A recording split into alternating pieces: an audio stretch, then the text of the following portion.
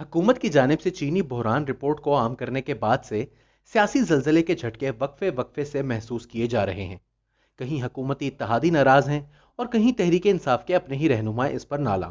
गो के हुकूमती तर्जुमानों ने रिपोर्ट से उठता हुआ धुआं फूंके मार मार कर अपोजिशन की जानिब धकेलने की कोशिश जारी रखी है, मगर चीनी बहरान रिपोर्ट में दर्ज हकाइक बता रहे हैं कि अपोजिशन पर चीनी के हवाले से इल्जामात की सूरत हाल उतनी गंभीर नहीं जितनी कि खुद हुकूमती पहलवानों की है।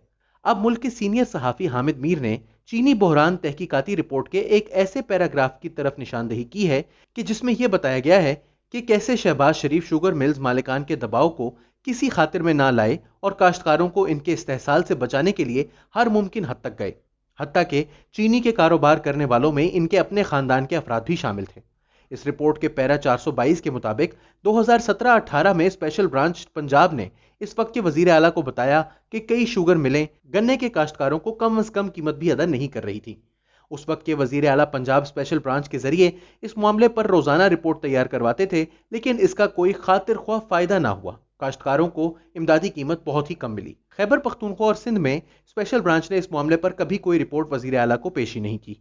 शुगर कमीशन ने अपनी रिपोर्ट में कम से कम यह एतराफ तो कर लिया है कि शहबाज शरीफ वजीर आला के तौर पर काश्तकारों के साथ शुगर मिल मालिकान के जुल्म सितम पर आंखें बंद करके नहीं बैठे थे, हालांकि इनके अपने खानदान का भी यही कारोबार था।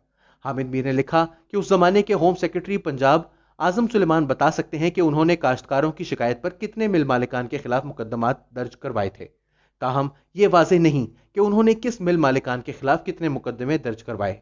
आया इनमें इनकी अपनी मिलें भी शामिल थीं या नहीं, क्योंकि रिपोर्ट के मुताबिक किसानों ने शरीफ खानदान की मिलों से मुतालिक भी कम कीमत पर गन्ना खरीदने की शिकायत की है और रिपोर्ट में चीनी की कीमतें बढ़ाने में भी जिन ग्रुप्स का नाम लिया है इनमें शरीफ खानदान की शुगर मिल्स शामिल हैं।